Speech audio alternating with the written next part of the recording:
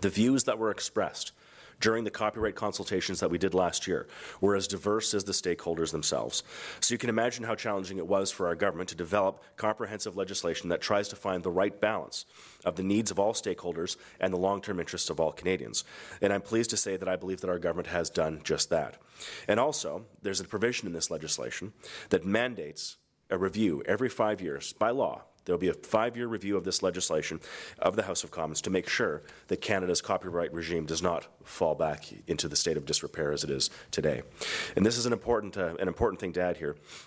Canada has not, sadly, elected a majority government since 2000. We're working on that. But we haven't elected a majority government since November 27th of 2000. So for 10 years since 2004, we've had minority parliaments. And who knows if that may well be the norm for a while. We cannot allow the contemporary politics and the lack of leadership to tackle tough issues to stop Canada from addressing the necessary amendments that will come into place with regard to copyright reform to meet our digital realities. We have to confront these. And if the politicians aren't prepared to do that, and we wait for 13 years of stagnation before we finally table legislation, then what we're going to do in this legislation is mandate the politicians, whoever is in power, whoever is the Heritage Industry Minister, whoever is the Prime Minister, that you must, every 5 years, examine your copyright regime and make sure that it stays up to date. Canadians deserve this. With our legislation as well, Bill C-32, we are ensuring that Canada's copyright laws are forward-looking, flexible, and in accordance with the current international standards. The bill implements the rights and protections of the WIPO treaties and brings Canada in line with these international standards that are expected of a nation such as ours. There are new rights and protections that are compatible with international standards, and that will allow creators and copyright-based industries to better compete on the international stage. For example, the Making Available right will allow creators to control how their works are made available online. This updated legislation will allow us to fulfill our commitment to bring Canada's copyright in line with those of our G8 trading partners. It has been more than a decade since Canada's copyright legislation was last reformed, and this is the most comprehensive effort to modernize our laws that we have seen in over a decade. Modernized legislation will support Canada as we embrace the challenges of the digital environment and take a leadership role in the global digital economy. It will contribute to an environment that gives Canadians the tools that they need to maintain a creative, innovative, and competitive economy internationally. And I want to mention as well the digital economy strategy. Our government knows that a strong digital economy will contribute to a more prosperous and competitive Canada.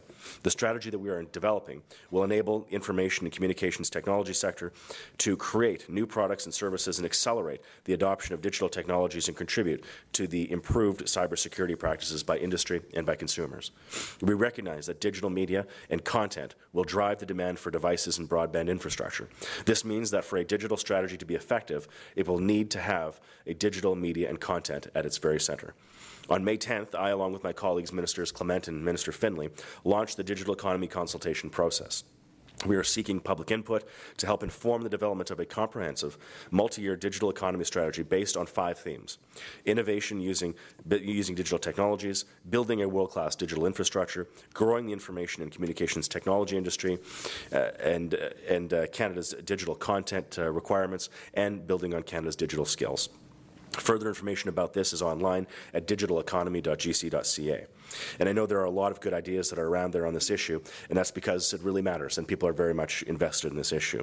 As the speech from the throne also mentioned, and our most recent budget illustrates, developing a digital economy strategy is a priority for our government, which is why we've made investments in modernized programs like the Canada Media Fund and the Canada Magazine Fund, and all the implements of making investments to ensure that there's always a digital component to these investments. We have also announced anti-spam legislation and an update to our privacy laws for the digital age to provide more secure online environment for both consumers and for businesses.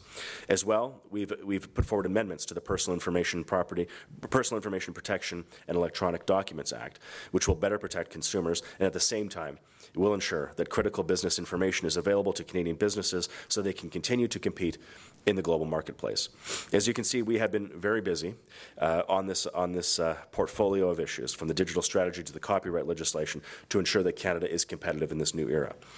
And our government knows that copyright is the source of a great deal of economic activity in Canada. And we also know that in order for our digital economy to flourish, we need comprehensive digital economy strategy that includes a modernized copyright framework. In order to develop this legislation, we consulted widely with Canadians, and we took their concerns into account.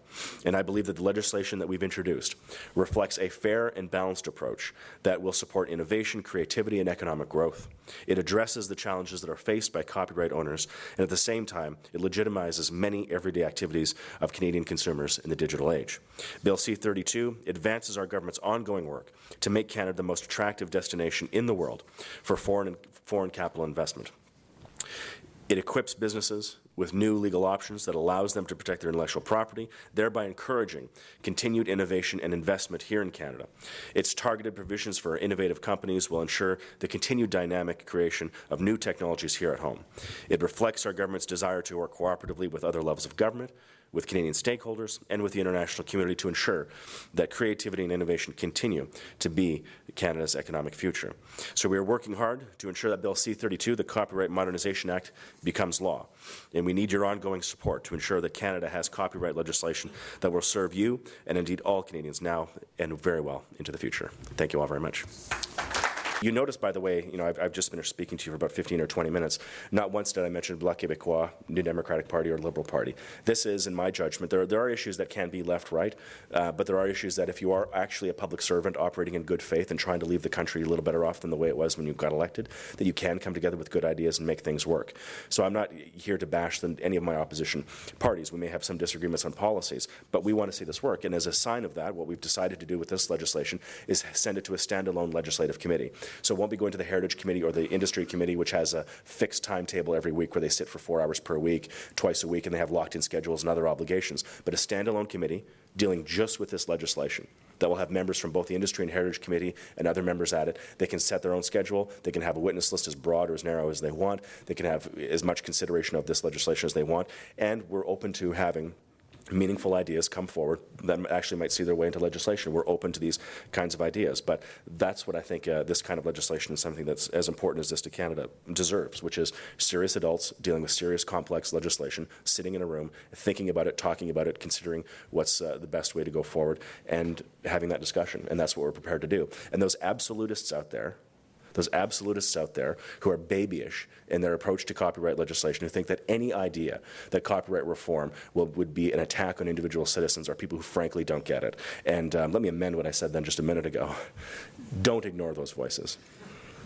Those people who are out there who are saying that copyright legislation, copyright reform is not good, these are people who are dressing up the fact that they don't believe in copyright reform at all, right?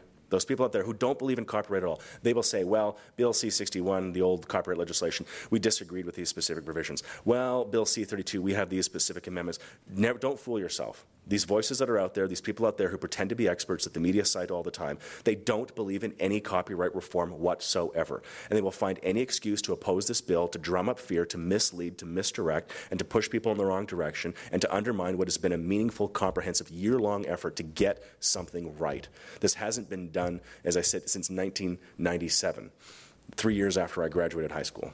It's been a long time.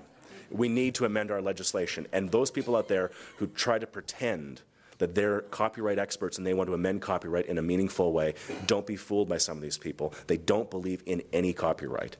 They don't believe in individuals' right to protect their own creations. And when they speak, they need to be confronted. If it's on Facebook, if it's on Twitter, or if it's on a talk show, or if it's in a newspaper, confront them and tell them that they are wrong. Canada, from the Hudson Bay Company through FTA and NAFTA to the G8 and G20, Canada always has been, always will be a trading nation. Our future and our past and our prosperity has always been dependent on investment into Canada, being in compliance with international standards, opening ourselves up to the world, welcoming investment, and working with the world, not being an outlier in the world, disregarding international treaties like WIPO that we've signed, disregarding our obligations to protect foreign investment into Canada, Canadian investment into Canadian businesses. We need to protect those investments, protect those jobs, and make sure that those voices who try to find technical, nonsensical, fear-mongering reasons to oppose copyright reform are confronted every step of the way, and they are defeated. And when we do that, this bill will pass and Canada will be better for it.